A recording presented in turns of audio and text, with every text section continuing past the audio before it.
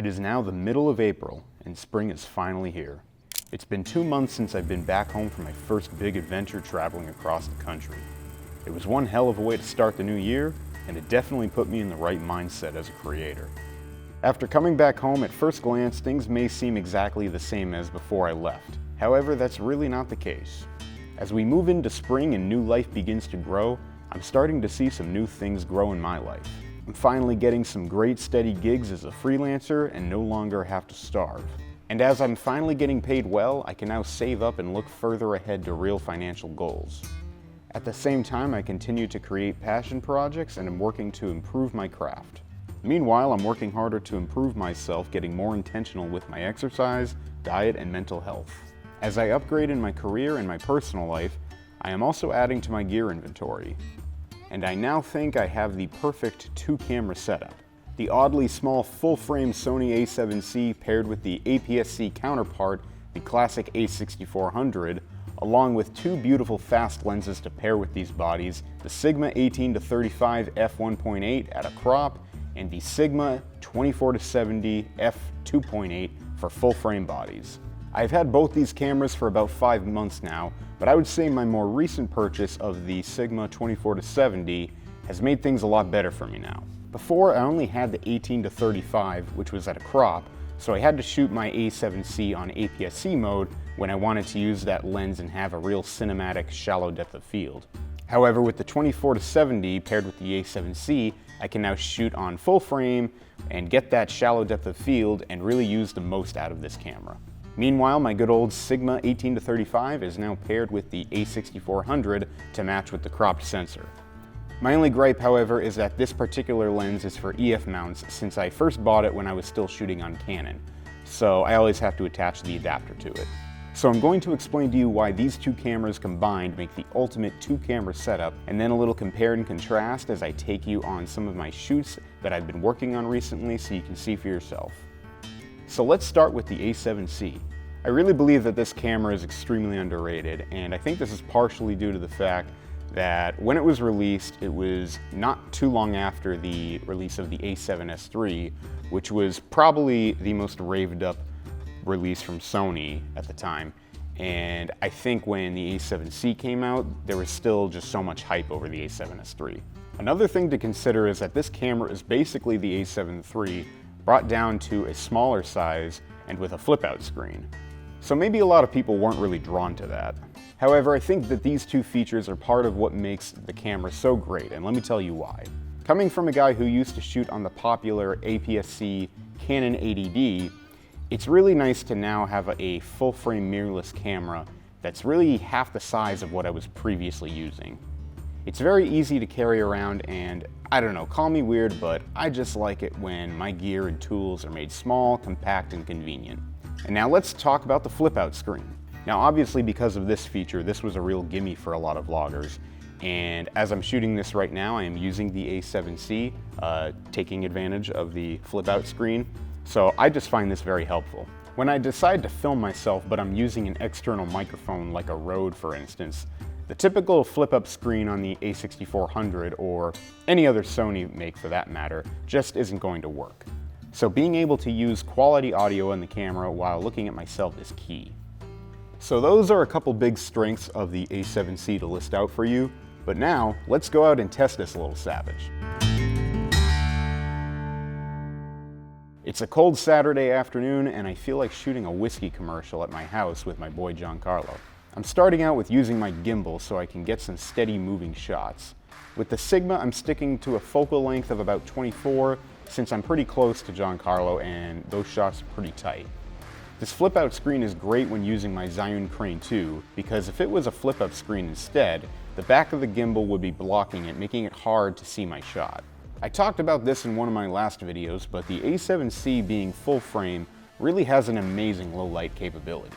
In these shots, I'm really just using the fireplace as my only light, except this last shot has a lamp across the room acting as a fill light. Regardless, however, I'm working with very little light. And by using the right settings, these shots are exposed almost perfectly. After working hard that day, I say we deserve a nice glass of whiskey.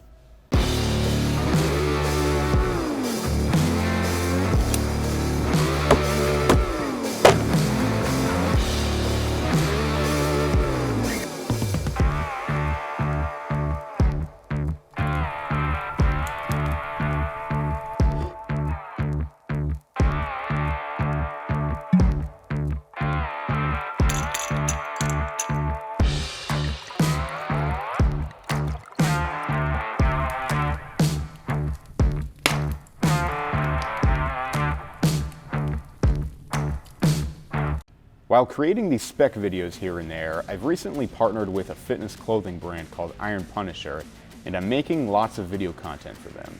So I'm shooting some fitness style videos today and going strictly handheld.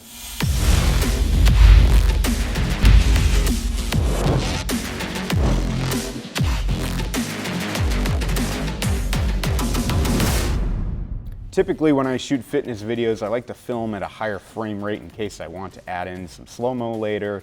And not going to lie, the in-body image stabilization on this camera isn't great, but it's also not bad either. When getting quicker shots like these that don't involve a ton of movement, I would say this camera is pretty good for going handheld.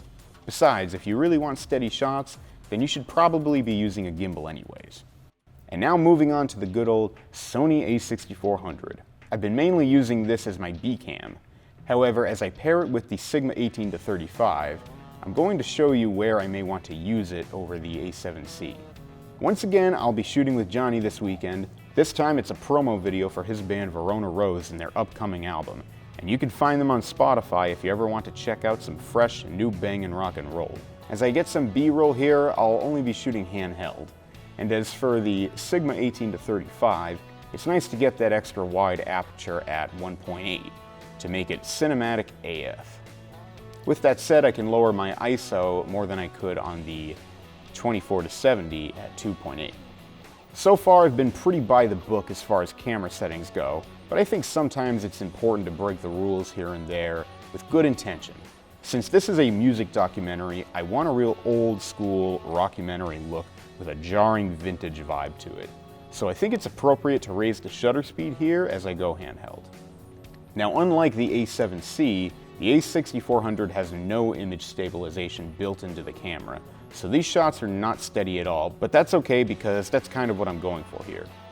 So a good rule of thumb when going handheld, fundamentally the A7C is better, but if you want a little more of that vibrant handheld shake, then the A6400 is a good option in my opinion. And one thing that's actually a good thing about the cropped sensor over full frame is that autofocus is much better, which is something that I was struggling with a little when shooting this recording session for the documentary on the A7C. Granted, this was a particular setting where there was less light available, and I think these studio lights in the background were making it hard for the autofocus to work well. So in general, APS-Cs have better autofocus than full frame, but still, the A7C's autofocus, I believe, is pretty damn good compared to other cameras out there. Okay, so after going over each camera, now I'm going to walk you through how I've used the two paired together on shoots. I've been doing lots of interviews with these recent projects, and I feel like it's always ideal to shoot with two cameras. So I'm going to show you how I utilized this two-camera setup for a couple shoots. In this video for Iron Punisher, I'm using the A7C with the 24-70 as my A camera, and then I have the A6400 with the 18-35 as my B camera. My focal length on the A7C is at 24, and the focal length on the A6400 is at 35. Now keep in mind, because this is on an APS-C, the focal length is really about 52 millimeters, which is what cinematographers tend to say is the sweet spot focal length for close-ups because it looks more natural to the human eye. Now, although my B cam looks pretty tight, I think I could have positioned my A camera to be wider. So now going back to my shoot with Verona Rose, I'm going to do the opposite with my two-cam setup for this interview. My A camera is actually going to be the A6400 with the 18-35, and my B camera will be the A7C with the 24-70. At first you may think that this wide shot is better than before because we're at a focal length of 18 and not 24 this time, but remember, this is on a crop. So the focal length is really at about 27, not very different than the one before. Because I'm doing a two-camera setup with two people, and I'm the only camera operator, I think the best option here is to have my B camera right next to me so I can pan back and forth between the two subjects. This is probably the best way to handle a two-person interview with a two-camera setup. Since both interviews have a pretty different setup, it's pretty hard to compare the two and decide which one looks better. With the interview with Brianna here, I think that the A camera looks good, although it could have been wider, yet I think my A camera on the Verona Rose interview is ideal.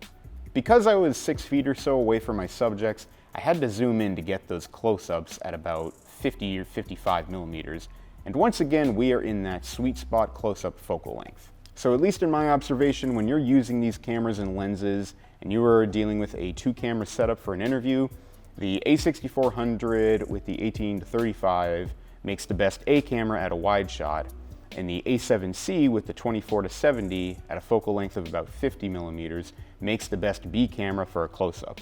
So I apologize, I know this is a lot to unpack here, but let's try and review everything here. Due to the decent in-body image stabilization, the A7C is superior when it comes to shooting handheld. And because of the flip-out screen not blocked by the back of the crane here, I'd say the A7C is also better when using a gimbal. When shooting interviews, especially 2-cam interviews, it's really all a matter of preference for which camera and lens you want to use, as long as you keep an eye on your focal lengths. Again, for those close-up shots, we want to try and get around 50 millimeters for a more natural look. So, with all this said and done, I'm really enjoying this 2-camera setup. The A7C paired with the A6400 truly is a great combo, and I'm going to continue to be making lots of sick content with these cameras. I'd say that does it for today. It's the middle of spring and it is gorgeous outside, and normally I'd say let's go out and shoot something, but I think I'm going to take a break today. I'm going to relax and enjoy the weather, and I urge you all to do the same. So, I will see you in the next one.